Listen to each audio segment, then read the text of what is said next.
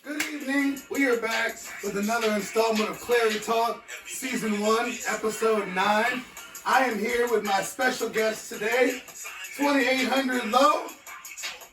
You know, I'm also here with C-Fergs, Ricky Ray, and we always out here, you know, we always chopping it up, having good conversations. That's what we like to do out here.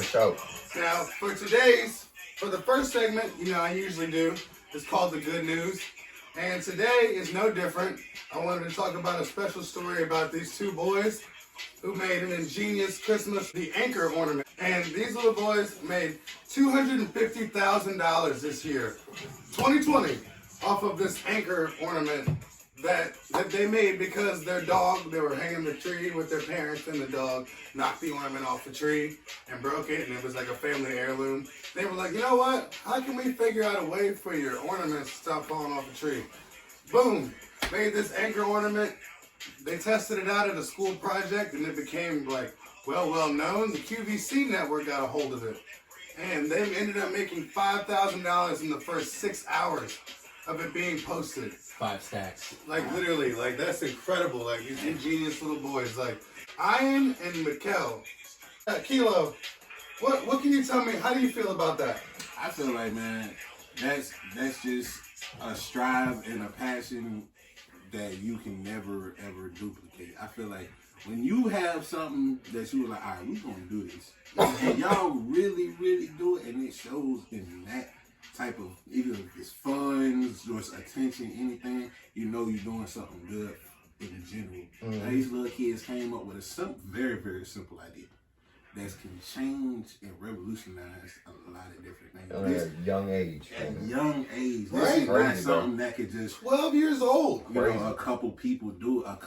Everybody in America could buy one of these. Right, literally, it's still up on QVC Shopping Network now. I just looked at it. Man, shout out to them, man. 'Cause that's a great idea. Right? That is a great idea. Cam, what do you think about it? Yeah, I mean, it's incredible for real. I mean, to think that a 12-year-old time out of the day to one, try to fix an issue, you know, that what 12-year-old really cares about an ornament falling off the tree? You're trying to fix that issue, and you dive so far into it that you end up making money and creating some great invention that was, you know, good for people that people loved. I mean, people obviously love the idea. Oh, so yeah, I mean, I think it's incredible. The age is what gets me. You know what I mean? Yeah. At that young age, it's just crazy. And I'm glad you said that, because the craziest part is, since their ornament anchor invention, they've come up with a number of other different things to sell that have also been making money. Mm-hmm. Like, I mean, these boys are just at it. Like, and you know, Ray, what do you think about it? I mean, shit, I love it, you know. I'm thinking kind of like the Wright brothers, you know. They went into, you know, real shit. He took it back. The Wright brothers. The Wright brothers, you know, like kind of like future, you know, engineers and, you know, mathematicians, scientists, you know. Absolutely. Shit. You know, it's good to start young, because who knows what they can accomplish when they're 20 and 30 and 40 years old. Like, yeah, that's right. right. Yeah. That could become a whole company Right. for them. They could be the ones producing these things, like owners of the company, like Mr. Anchor. Like, It started at 12. You know, that's crazy. That started from the bottom, and now they're here. Right. That's what it is.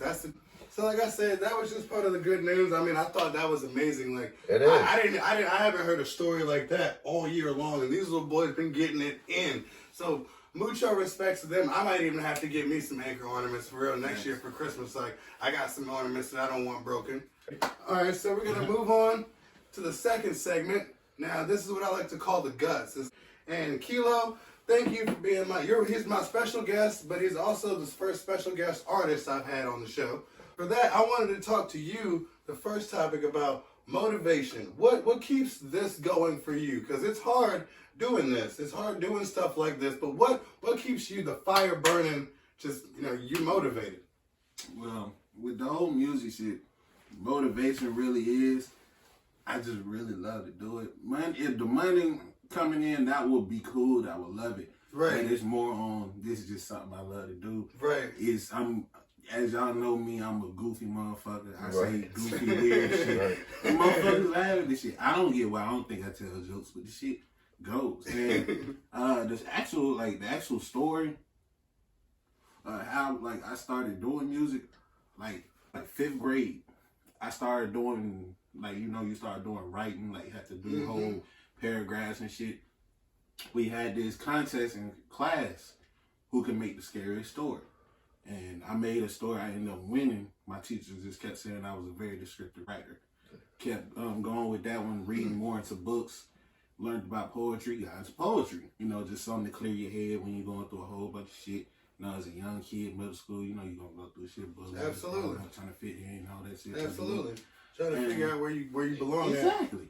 My pops, he was like, he read a couple of my shit. He was like, why don't you put it to a beat? And I thought about it. I didn't think much of the shit for real.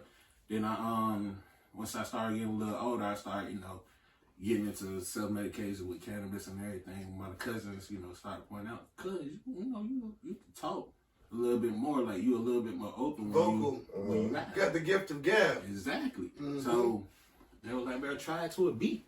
The first song I ever recorded, I recorded with my brother Willie B, and we recorded this song called Smoking Strong. And literally found the beat on the way to the studio. no bars, no hook, no nothing. Just went in there. This first time we meeting the nigga, he was like, yeah, we'll just play this beat. Went in there and came out with some shit. And from then on, it's just been something more like I can leave my mark on not just history, just on me. I can say this is something that's fire. That is me. I like how you put it. You do got away with words, Kilo. That's fire. That's all I looked at it, man. That's my motivation. This is something that's gonna always be here of mine, almost like a child. This shit is always gonna be here. Growing and steady growing with you as it goes. Yeah. All right. Exactly. That's crazy. Yeah, I like that. Cam, what motivates you? What keeps you motivated to keep going? I mean, it's kind of similar to what he was talking about in the beginning. Is the love for it. You know what I'm saying? Like loving doing what you're doing. Like I love getting together with y'all. I love making the times with y'all. I love making these things that we're recording, things that we can put into history. You know what I'm saying? That's like what you were just saying, like our mark on history.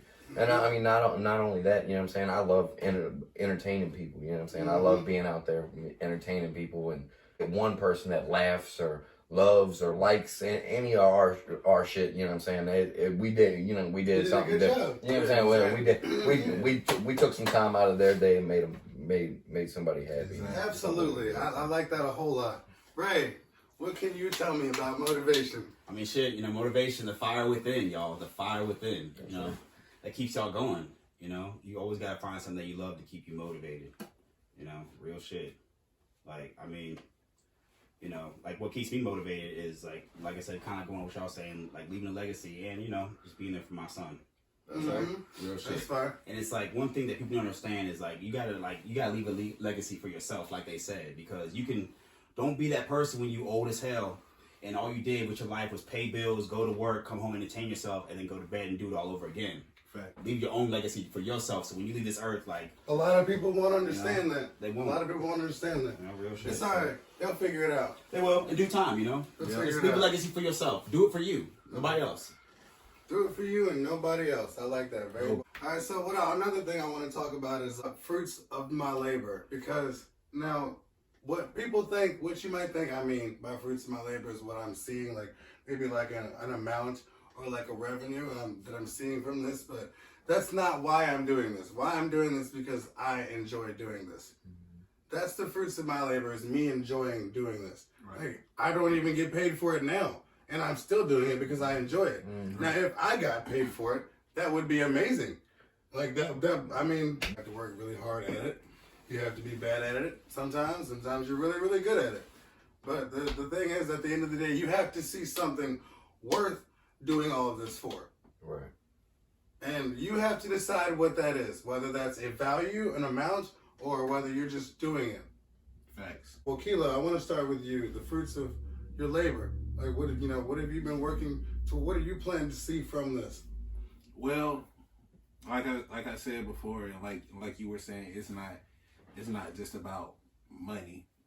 If it's something that you really, really enjoy doing and you love to do, money shouldn't be your main goal. Now that should be a bonus to it, but no artist in dealing with music, culinary, like actual physical art, any type of art, it's a passion that you're doing this.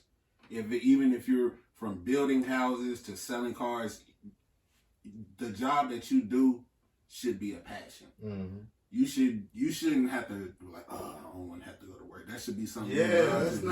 That's a job, not a career. You should be wanting to do something that you enjoy. Right. With music, it's something I enjoy to do.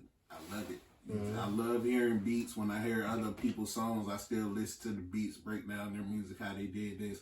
I love it. It's fucking awesome. Like, can you imagine a world without music? The world. No. Oh my God, no. That'd be so the world scary. Would suck.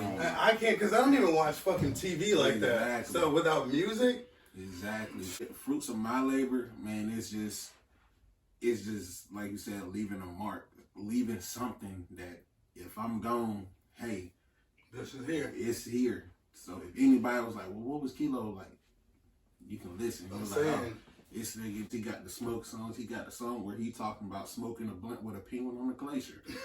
My boy, he was, you could tell. You know, like, but that's what he left, though. Yeah, this is what he left. This is what his fruits of his labor that he wanted to leave and say, look, this is mine. This is me. Cam.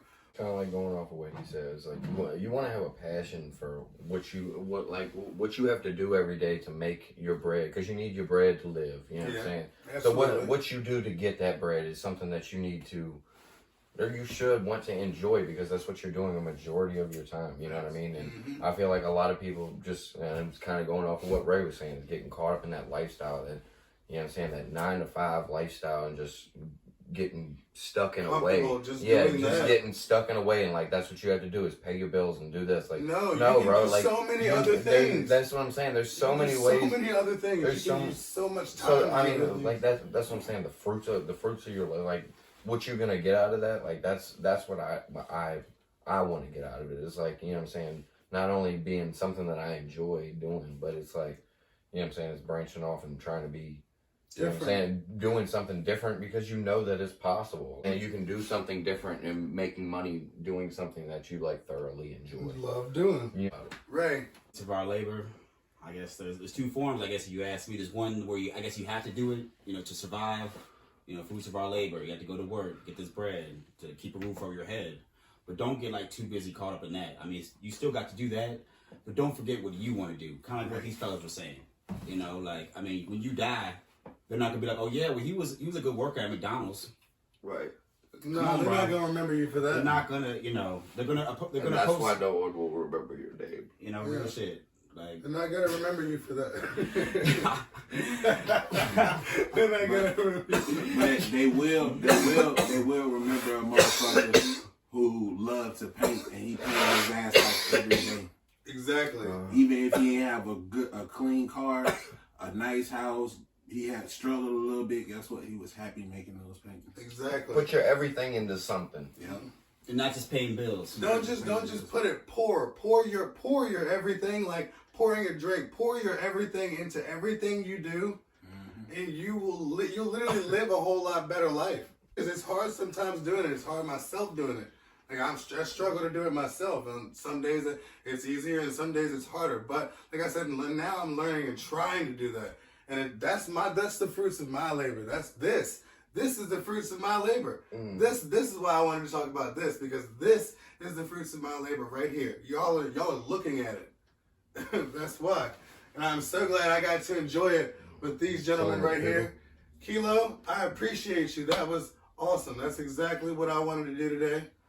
Shout out. I had an awesome time. I mean, Ricky Ray, C. Fergs. You know who I am. All right, we'll see you guys in the next episode. Later. We out.